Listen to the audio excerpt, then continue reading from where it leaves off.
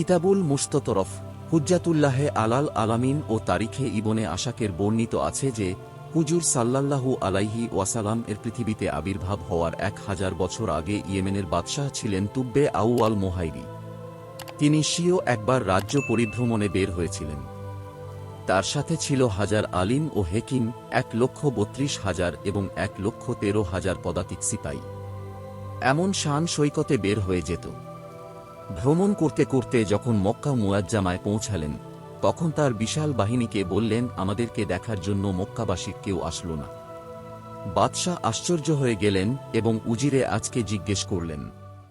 উজিরে আজ বাদশাহকে বললেন, এই শহরে এমন একটি ঘর আছে যাকে বাইতুল্লাহ বলা হয়। এই ঘর এবং এই ঘরের খাদিমগণ ও এখানকার বাসিন্দাগণকে পৃথিবীর সমস্ত লোক সীমাহীন সম্মান করে। আপনার বাহিনী থেকে অনেক বেশি লোক নিকটবর্তী ও দূর দূরান্ত থেকে এই ঘরের জিয়ারত করতে আসে এবং এখানকার বাসিন্দাগণের সাধ্যমতো খেদমতো করে চলে যায়। তাই আপনার বাহিনীদের প্রতি ওনাদের কোনো আকর্ষণ নেই। এই কথাটি শুনে বাদশার রাগ আসল এবং কসম করে বললেন, আমি এই ঘরকে ধূলিসাৎ করব। এই কথাটি বলার সাথে সাথে বাদশার নাক, মুখ ও চোখ থেকে রক্ত ঝরতে লাগল এবং এমন দুর্গন্ধময় পুঁজ বের হতে লাগল যে বাদশার পাশে কারোই বসে থাকার সাধ্য রইল না। এই রোগের বিভিন্ন ধরনের চিকিৎসা করা হল, কিন্তু কোনো কাজ হল না। বেলা সন্ধ্যায় বাদশার সঙ্গী ওলামায়ে কেরাম একজন আলেমে রব্বানী বাদশার হাতের নাড়ি দেখে বললেন, রোগ হচ্ছে আসমানি, কিন্তু চিকিৎসা হচ্ছে দুনিয়াবি। হে বাদশাহ মহোদয়, আপনি যদি কোন খারাপ নিয়াত করে থাকেন তাহলে অনতিবিলম্বে সেইটা থেকে তওবা করুন। বাদশাহ মনে মনে বায়তুল্লাহ শরীফ এবং এর খাদিমগঞ্জ সম্পর্কিত স্বীয় ধারণা থেকে তওবা করলেন এবং সাথে সাথে রক্ত ঝরা এবং পুঁজ পড়া বন্ধ হয়ে গেল। আরোগ্যেও খুশিতে বাদশাহ বাইতুল্লাহ শরীফের রেশমি চড়ালেন এবং শহরের প্রত্যেক বাসিন্দাকে 7টি করে সোনার মুদ্রা ও 7 জোড়া করে রেশমি কাপড় নজরানা দিলেন। অতঃপর এখান থেকে মদিনা মনোয়ারা গেলেন। সফর সঙ্গী ওলামায়ে কেরামের মধ্যে যারা আসমানি কিতাব সম্পর্কে বিজ্ঞ ছিল, তারা সেখানকার মাটি শুকিয়ে ও পাথর পরীক্ষা করে দেখলেন। তখন তারা সংকল্প করলেন, আমরা এখানে মৃত্যুবরণ করব এবং এই জায়গা ত্যাগ করে কখনো কোথাও যাব না। আমাদেরও কিসমত যদি ভালো হয়, তাহলে কোন এক সময় শেষ নবী তাশরিফ আমরাও সাক্ষাৎ করার সৌভাগ্য লাভ করব। অন্যথায় কোন এক সময় তার পবিত্র জুতার ধুলি উড়ে আমাদের কবরের নিকট নিশ্চয়ই পতিত হবে, যা আমাদের নাজাতের জন্য যথেষ্ট।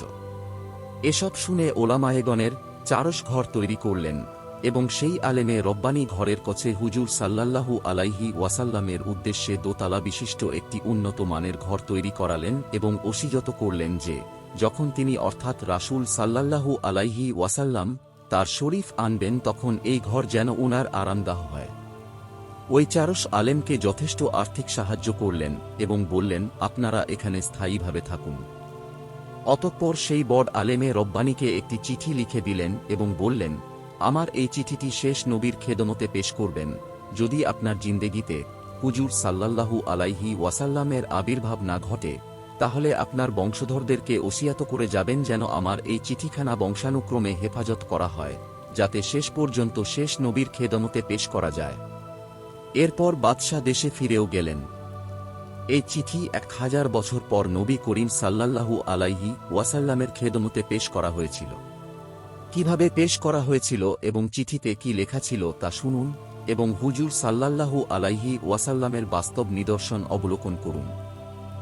চিঠির বিষয়বস্তু ছিল, অধম বান্দাতোকে আউয়াল মোহাইরির পক্ষ থেকে শফিউল মুজনাবিন সৈয়দুল মুরসালিন মুহাম্মাদুর রাসূলুল্লাহ সাল্লাল্লাহু আলাইহি ওয়াসাল্লাম এর প্রতি, হে আল্লাহর হাবিব, আমি আপনার উপর ঈমান আনতেছি এবং আপনার প্রতি যে কিতাব নাইল হবে সেই কিতাবের ওপরে ঈমান আনতেছি।